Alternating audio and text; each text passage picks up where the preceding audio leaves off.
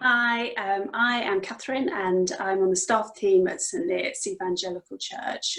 So welcome to our evening interviews. I will be guiding us through these interviews each day.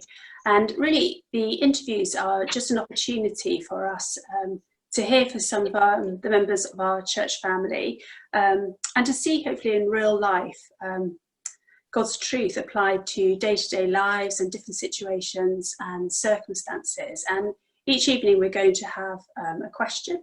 And the question this evening is, how do we really care for people? How do we really care for people? Healthcare is very much in the news at the moment, particularly as we think about COVID-19. And this evening we've got a church member who's going to join us just as we think through that question. And the person who's very kindly going to join us is Emma, and she has been very much involved in caring for people. So welcome, Emma. Hi, Cass. So lovely you can join us. We're really, really grateful. Emma, it might be quite helpful just at the start, if you're happy, just to say a little bit about yourself, if that's okay. Yeah, of course. Yep, I'm Emma. I attend St Neots Evangelical Church. I'm a member there. We've been here for about 5 years. I'm married. I have 2 children who are 6 and nearly 2. With my time, I spend a lot of time at home looking after my kids and caring for my family, and then I also work part-time as well. I'm a nurse in a hospital. Gosh, so yeah, it sounds quite a busy life that you have as well. That keeps me busy, yeah. Absolutely. So you mentioned already you work in the local hospital. Can you just tell us a little bit more about your role there?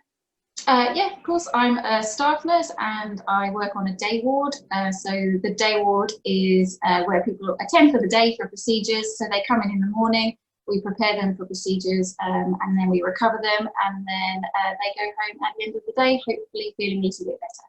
So yeah, I've been there for 5 years. I enjoy my job. There are some perks. I don't have to work nights or weekends, so that's fits in with my family well. And it's quite satisfying because at the end of the day, the patients go home, and yeah, so that's good. Brilliant, thank you. And as I mentioned right at the beginning, the whole area of healthcare, NHS, is very much in the news at the moment. And you know, I think we're all conscious that it's just been a very challenging and difficult time for those who are working in those environments. And I just wondered, I know you've given it a little bit of thought, whether you'd be happy to share just a little bit of your own experience and how things have been for you over the last sort of couple of months. Yeah, so for any healthcare worker or any key worker, really, the last couple of months has been a big few months. Well, actually, for all of us, whatever it is that we do. The hospital was really proactive in preparing. We could see what was happening in other parts of the world and other countries where sometimes the hospitals have been overrun. We were asked quite early on that the hospital would more than double its ICU. So there were plans. Most shifts that I went in, there were new plans, and they were kind of progressing forward to what that would look like for us. So I knew really early on that I would be redeployed and that the day ward would be shut when all elective procedures were stopped in all the hospitals.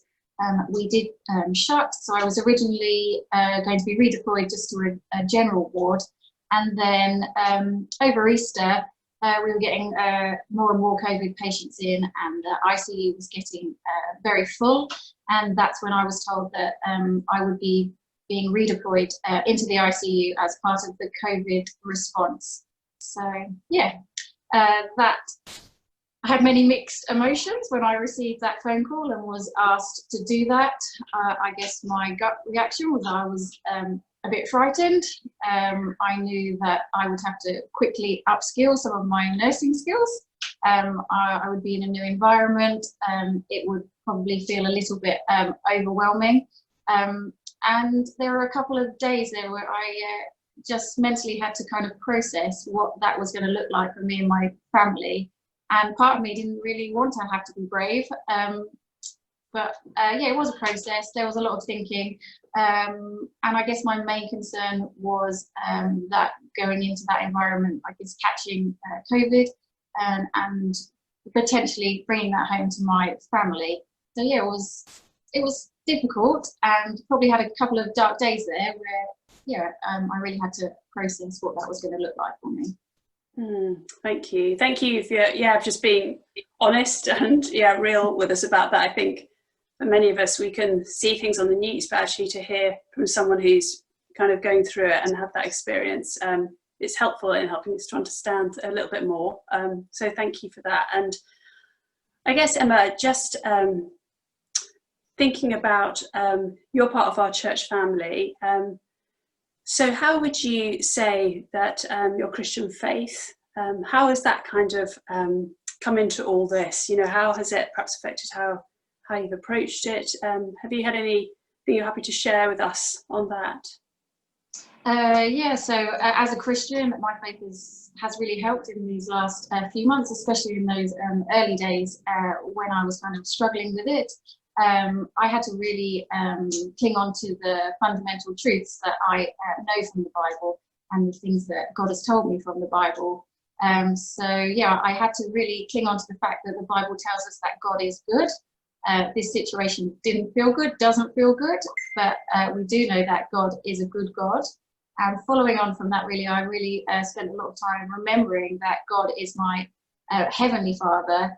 And just like a daddy cares for his children, that God would care for me and he would look after me like a dad cares for their child.